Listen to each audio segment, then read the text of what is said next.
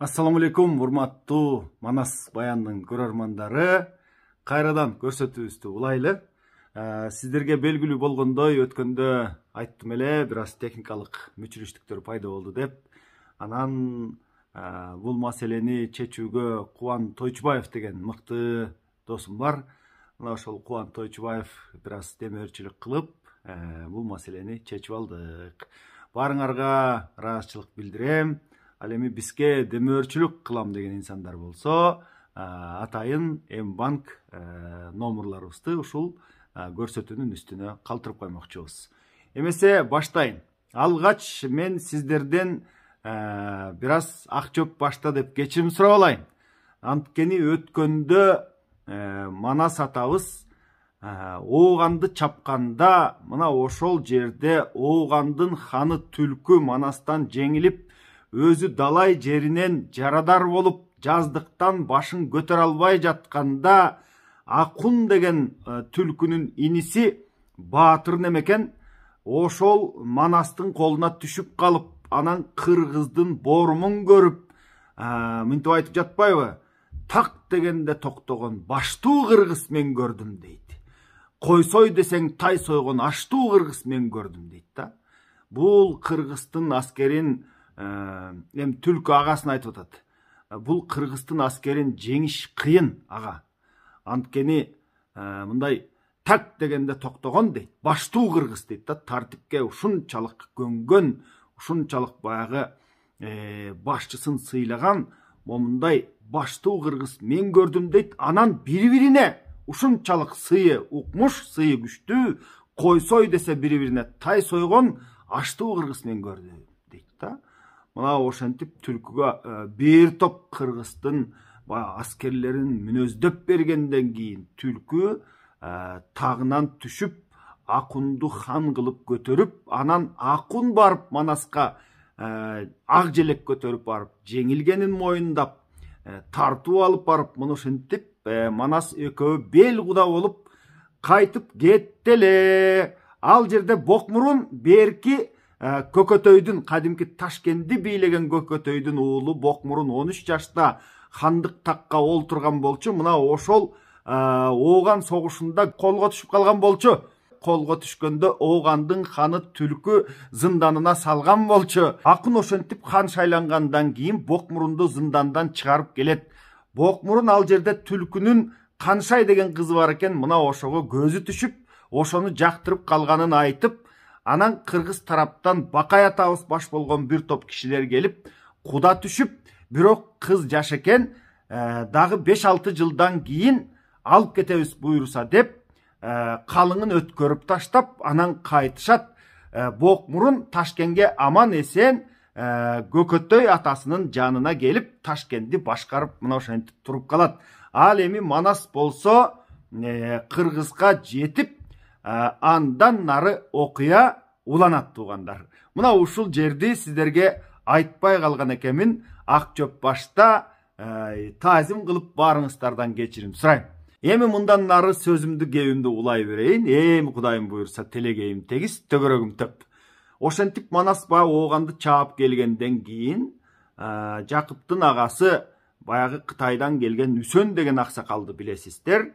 Аны Жушанга алып барып, башына тери кийгизип, маңкурт кылып таштап койгондон кийин Кытайлар анын атын дагы өзгөртүп койгон экен. Көз каман болуп калыптыр. Анын уулу Көкчөкөз. Мына ошол Көкчөкөздөн сырткары дагы 4 балалуу болгон. Мына ошол 4 баланы баштап алып, Көз каман өзү кыргызча билет. Ал эми Көкчөкөз жанагы 4 иниси кыргызча такыр билбейт.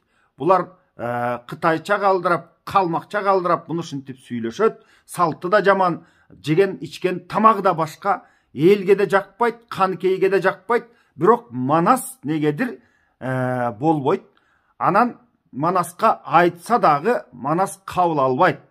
Булардын көзү жаман, булардын сөзү жаман десе болбостон, аларга сый кылып мал берип, муну ушинтип сыйын ашырып, кутун ашырып, муну ушинтип сыйлап жүрүп олтурат. Сыйлаган сайын баягылар көп, биз керек болсо Манаска тең ата тууганбыз дешип, барган жерде чыртыйышып, элге дагы мамилеси суук мына ушундай көп чыкты дейт көрөздөн. Ана ошол көз камандын баласы Көкчөкөз Манасты өлтүрсөм эле бүткүл Манас башкарып турган жер, Манас бийлеп турган эл эки тизгин бир чылбыр менин колума өтүп кетет деп ойлонот дагы, өзүнүн бир туугандарын уюштуруп, жанагынтип Манасты өлтүрүүнүн айласын издей баштайт булар. Bir günü Manaska geldi deyt, surdana gülüp jılmayıp sır berbey, içinde büt karası, bayağı aytıp koyot emespi, mal alası sırtında, adam alası içinde dep. Mına oşol alasın içine katıp Manaska gelip mintip aytıp durat. Al gezekte Manas, Hazrettin Karatoo, uşul Anjiyan, Pargana alaydı jaylоо kılıp, Anjiyan menen Barganаны кыштоо кылып муну ушинтип жашап турган кез экен. Таласка али көчөлек. Азыр ушул окуянын жүрүшүндө Манастын Таласка көчөрүн дагы сиздерге айтып бермекчимин. Анан келип баягы Көкчөкөз Манаска минтип айтып турат. Ушул тигил Жуушаңгы деген жерде ал жер салкын эле, суук эле, 2 ай эле жаз болчу эле, андан нары жагында Тундура деген жер бар эле, ал жакта да толо түркүй тилдүү эл бар эле. Анан биз ушул суукка көнгөн жан экенбиз. Мына Анжияң менен Парганада биз ысып атабыз. Бизге болбойт экен бул жер деп муну ушинтип турганда, Манас туура көрүп, өзү дагы ошол Анжияндан Таласты көздөй көчүүнү ниет кылып турган экен. Анткени Талас ошол Манас башкарган мамлекеттин ортосу болуп калат экен. Ошентип Манас тетигил Азиреттин Каратоосунан, Алайдан, Анжиян, Парганадан Таласты көздөй көчмөк болот. Көчөрдүн алдында 600 аксакалды чакырып, алардын баарысына ат мингизип, тон жаап, ажыраш аяк өткөрүп, анан минтип айтып жатат. Мен баягыда сиздерди Алтайдан Анжиян Алатоону көздөй көчөбүз дегенде, ошондо минтип айттым эле. Баарыңарды зордоп күчкө салып көчүрө албайм. Каның болобу, караламан калкың болобу, калам дегениңер болсо мына Алтайда калгыла. Жок мени менен барам дегениңер болсо жүргүлө деп ошондо көчүп келдик эле дейт. Ал эми ошол учурда кыргыз кайсыл жерлерден көчүп келген? Мына ошону сиздерге маалымат иретинде айта кетейин. Алтайдан кыргыз көчкөндө Алтайдан, Жылдыздан, Эртиштен, Буратала, Чыйпуу, Тарбагатай, Шыйкуу, Аягүз, Амур, Уркун дарыяларынан, Энесай дарыясынан, Алакөл, Желеңсуу, Кыйжан деген жерлерден көчүп келди дейт. Bir топ эл келди дейт, Нааманга, Орто Азияга. Мына биз билген маалыматтар боюнча жалаң эле Алтайдан көчүп келди дей беребиз. Жок, андай эмес экен. Bir топ ошол жерлерден ушул кыргыз каалаганы калды дейт ошол жакта. Каалабаганы баягы Манас менен барам дегени, анан Анжиянга, Азиреттин Каратоосуна, Алайга келип туруп, андан кийин Чүйгө өтүп, андан кийин Айдаркандын көкчөсү Алмагойурга өтүп, азыркы Алматы. Мына ошол жактын баарын ээлеп жатып калышты дейт. Бирок баягы негедир Алтайды сагынып турушат дейт да. Алтай малга жай эле, Алтай салкын эле деп чогулган жерде аксакалдар Алтайды эңсеп калышат дейт. Ал эми Манас болсо баягы Алтайдан көчөрдө муну ушинтип элге айтпады беле. Баарыңарды эми зордоп баягындай күчкө салып көчүрө албайм деп. Мына бул жерде дагы Анжиянда дагы баягы аксакалдардын ортосуна ушул сөздү салып минтип айтып турат да. Эми Анжиянга, Парганага көнүп калдым. Ушул Алайдын жайлоосуна көнүп калдым. Азиреттин Каратоосунда жашагым келет дегендер болсо, каның болобу, караламан калкың болобу, бул жерде калгыла. Жок, мен менен Таласка барам дегендер болсо, мен менен Таласка жүргүлө, Таласка көчүп барып жашайлы деп муну ушинтип элге айтты дейт. Ошолордун арасында эми бир тобу калды. Анын үстүнө Ташкентте дагы жана Көкөтөй хандын айланасында дагы бир топ кыргыздар жашайт. Анжиянда, Парганада, жанагы Азиреттин Каратоосунда, Алайдын жайлоосунда, бул жагы Артбашы дейт. Мурдагы аты Артбашы болгон экен. Эркеш тамга чейин ээлеп, баягы кыргыздар малга жайыт деп, малгы ылайык деп мына ошол жерлерге чейин жашады дейт. Эркеш тамдын мурдагы аты Артбашы болгон экен. Мына ошол жерде калгандар да болду дейт. Анан Таласка барам деп чыккандар да болду дейт. Алардын арасынан Байжигит деген баягы Алтайдан көчүп келип, анан Анжиянга көн албай коюпту да. Мына ошол бай жигит айтып калды. Жок, мен эми бул жерде да турбайын, таласка да барбайын. Мен эми Алтайды көздөй кайтайын деп өзүнүн элин алып, өзүнүн баягы Алтайдагы жерине кетмек болуп Манас менен сүйлөшүп, Манас ага макулдугун берип, анын үстүнө Алтайдын ар жактан улам Кытайлар келип, баягы тийди качты согуш кылышып, Алтайды талаш кылып калган экен. Ал жака бай жигиттин баратканын угуп, Манастын көңүлү тынды дейт. Анан бай жигитке Алтайга көчүүгө макулдугун берди дейт да. Бай жигит болсо, эми ушунча болгондон кийин мен дагы ажыраш аяк кылайын, чоң той берип туруп анан Алтайды көздөй кайра кетейин деп, анын карамагында дагы абдан көп бир топ бара түтүн эл бар. Мына ошол эли менен кошулуп көчүп Алтайга кетмек болуп калды.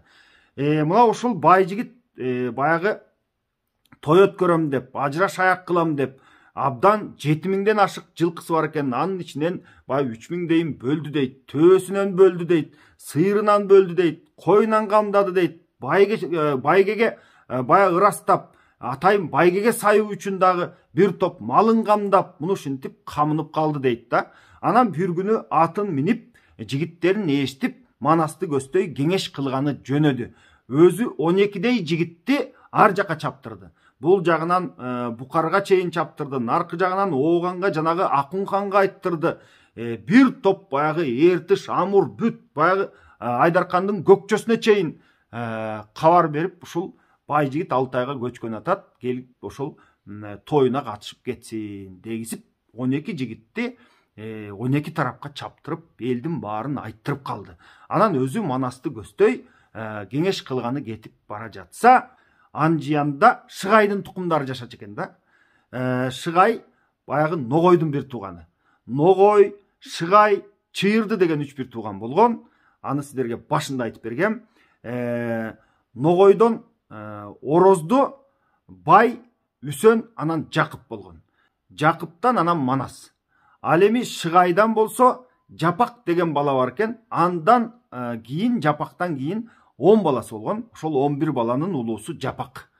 Ал эми Чыйыр болсо жаш күнүндө эле өтүп кеткен экен. Чыйырдын Шакан деген аялын Жакыпка алып беришкен. Анан Жакыпка тийген менен баягы Чыйырдынын катыны, Чыйырдынын аялы болуп жүрүп, ал аялдын аты Чыйырды болуп кеткен. Мына ошол Чыйырды Манастын энеси. Эми ошол Шыгайдын жанагы Жапак деген баласы Манаска кеңешкени келе жаткан бай жигиттин алдынан чыгып алып, ушинтип сен Алтайга кайра көчкөнү камынып жатыпсың. Анан чоң той берген атыпсың. Сен Манасты өзүңө жакын көрбө. Мен дагы керек болсо Манаска тең атамын. Мен дагы тигил Ногойдон барып кошуламын. Мен баягы Шыгайдын баласы болом керек болсо. Мен дагы Манастын ордуна хан болсом болот деп муну ушинтип ич күптүсүн айтып, баягы Манас Алтайдан көчүп келгенде эле, Анжиянга көчүп келгенде эле көрө алган эмес дейт ошол Жапак. Анткени баягы Анжиянды буга чейин Манас келгиче Алооке бийлеп турган. Алоокенин баласы Коңурбай болгон. Коңурбай менен бул Жапак экөө чоңоюп калган экен. Анан Коңурбай нары бери баягы экөө кээде ууга чыгат, кээде ушул сейил курушат, кээде ушинтип баягындай кымыз ичип олтуруп калышат. Мына ошондой жерлерде Жапак буйрса мен сага ушул Анжияндын баарын колуңа өткөрүп берип, сени ушул жерди бийлетем сага деп баягы сөз келген учурда бир айтып койгон экен. Мына ошол сөзгө ишенип алып, Коңурбайды кудайындай көрүп, керек болсо баягы Манас Анжиянга, Парганага бүткүл Кыргызды көчүрүп келип, мына ошол жерде хандыгын жүргүзүп жатканда дагы ичи келбей, көрө албай, бул жерди мен башкарышым керек эле. Коңурбай бул жерди мага башкартам деп убада берди эле деп, муну ушинтип ичине кастарын катып жүрөт да. Анан баягы кеңешке бараткан бай жигитке муну ушинтип баягы ичиндеги күптүсүнүн баарын айтып, Манасың ким болуп калыптыр? Эгер сен ушул тойго тигил Кытайдагы Алоокени, Коңурбайды чакырбасаң, мен барбайм тоюңа. Бара турган болсом дагы ал тоюңду бүт барын ашмалтайын чыгарып, казаныңды оодарып, өзүңдү кырып, керек болсо тетигил 6 айга чейин сүрүп, малыңдын барын талап, мен сага жапактыгымды көрсөтөм деп муну ушинтип чатак салат. Анда баягы бай жигит бул Манастын тууганы. Эми сен Манасты ушинтип көрө албай жаткандан кийин мага жакшылык кылмак белең деп, ал дагы ортодон баягы катуу айтып, мен тойду өткөрөмүн. Манаска барбай туруп өткөрөмүн керек болсо. Колуңду кура дагы мени чапканы келгиниң ери болсоң деп, кайра Манаска тийбестен кайтып, алайга барып, казанына очокторун кастырып, тойго даярдыкты көрүп, мынушинтип жатып калды дейт баягы өчөшүп. Анан баягы Манаска кабар берип, Манас Бакайды чакырды, Кыргылды чакырды. Анан тетигил Кундуз Талканды жердеген оогандагы Кошой абам келет экен. Мен ошол тойго барайын дагы Кошой абама сый кылайын деп, канча миң боз үй алып барып тиктиртип, мына ошол жерге, ошол тойго камынып жөнөп калышты. Ал эми жапакты эч ким чакырбаса дагы 600той үй тигип, анын үстүнө өзүнүн bir жигитин тетигил 6 айдагы Алооке баягы Манастан Анжияндан качып кеткенден кийин 6 айга барып жашап калганда, мына ошол 6 айда жаткан Алоокеге Алым Бөкө деген өзүнүн жигитин жөнөтүп, Манаска мына ушул жерге келип кол салсын, Коңурбайды чакырып келгиле. Айткының, тетигил Анжияндагы Кыргыздын баары эле Манасты колдой бербейт экен. Ошол жерде Жапак деген бар экен, Шыгайдын уулу. Мына ошол Коңурбай келип кала турган болсо, бул жактан мен жардам беремин. Далай эл бар мени ээрчи турган. Анан экөөлөп туруп Манасты өлтүрүп алабыз деп кабар бердирет. Алым Бөкө барса, Коңурбай Бейжиңге кеткен экен. Анан Алым Бөкө баягы Жапактын Коңурбайга айт деген сөзүн анан Коңурбайдын атасы Алоокеге айтып турат да. Мына эми Манас ушул 6 айдан Анжиянга көчүп келип жашап атат. Бул жерде деле Манаска каршы кыргыздар көппүз. Эгер Коңурбай ушул бай жигиттин тоюна келсе, өзү эле келбестен, жөн келбестен, кол курап келсе, бул жактан мен кошулам дагы Манасты чаап, Манастын эсебин табабыз. Муну ушинтип Жапак ушундай кабарды сизге айттырып жиберди десе, анда тетигил Алооке айтып жатат да. Бул Шыгайдын уулу Жапак жеңил неме турбайбы? Манасты мен өз көзүм менен көрбөдүм беле. Манас дейт, кара көлдүн үстүндө кара шамал учурса оодарлар кем эмес дейт. Манас силердин Жапак Коңурбай экөөңөрдөн колуңардан келе турган неме эмес. Манасты азыр алыш кыйын, Манасты чабыш кыйын дейт да. Эгер Манасты өлтүрөм дей турган болсоңор, Манасты бери Бейжин тарапты көздөй тарткыла. Бейжин тарапка келсе, мына ошондо эл жеринен алыс болсо, мына ушул жерде кокус-какыс бирдеме кылып өлтүрүп алышыбыз мүмкүн. Ал эми азыр нааманда турганда Манасты ким алат? Манасты ким чабат? Манаска ким барат деп муну ушинтип кейип анан барбай турганын айтып, баягы Алым Бөкөнү кайра аттантып жиберди дейт.